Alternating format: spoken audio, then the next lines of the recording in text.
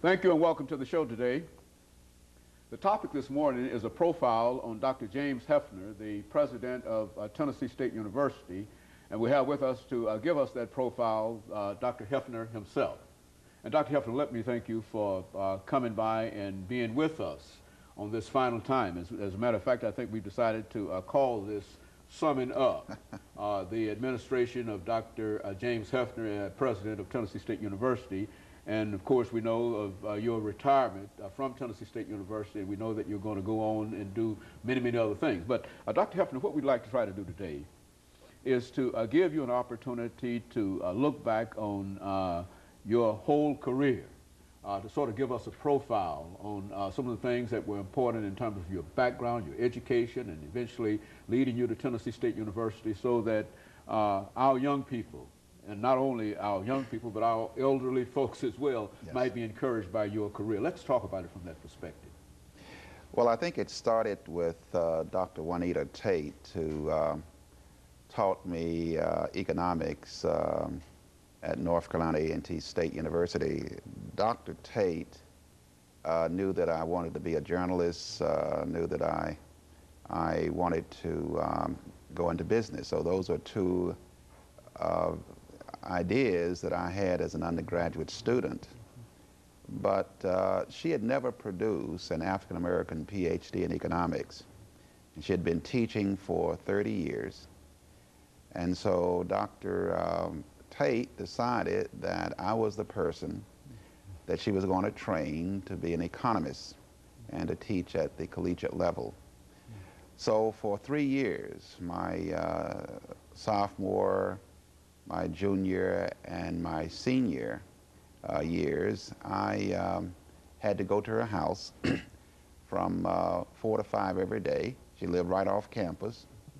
And that started this whole thing of my interest in the academy through her. And so when I graduated, she saw to it that I went to Atlanta University for my master's degree, although I had a fellowship to Duke and Columbia, because I wrote for the student newspaper, and the sit-in started at my school and spread throughout the nation. So Columbia was a logical choice for me to go, but she said, no, you're not going into journalism. You're not even going into business. I want you to go to Atlanta University and study under Samuel Westerfield.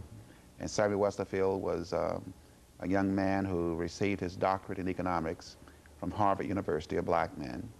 And I want you to study under him, even though I had a scholarship to go to Duke for my PhD and a fellowship to go to Columbia in journalism. So I acceded to her wish, and I went to Atlanta University. I graduated, and from there I went to Prairie View A&M College, and from there other places. So what happened is I had this teacher who believed in me, who wanted to replicate herself, and from that I was able to get into the academy, and the rest is history. Atlanta University, master's, PhD, University of Colorado, Boulder. From Boulder I went to Atlanta, and I ended up at Morehouse College as an endowed professor. I did do some work at Princeton and at Harvard, but primarily I was an endowed professor of economics at Morehouse College. From there I went to Tuskegee as the provost, and I was there for only 22 months before I became president of Jackson State University.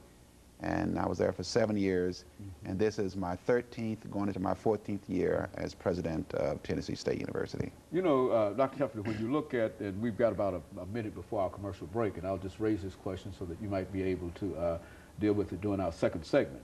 But when you look at your entire career, at what point do you believe that you had a feeling that you ought to be the president of an institution of higher education? At what point? I mean, what happened in terms of your own career that at that precise moment convinced you that perhaps you ought to go further and seek to be eventually a president of an institution of higher education?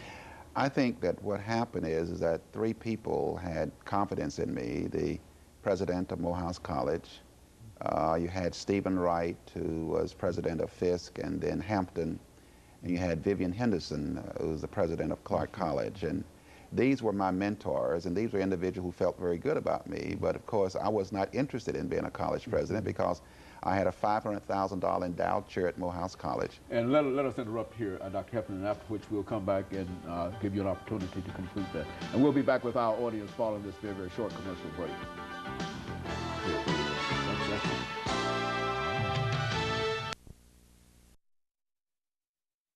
We're talking to Dr. James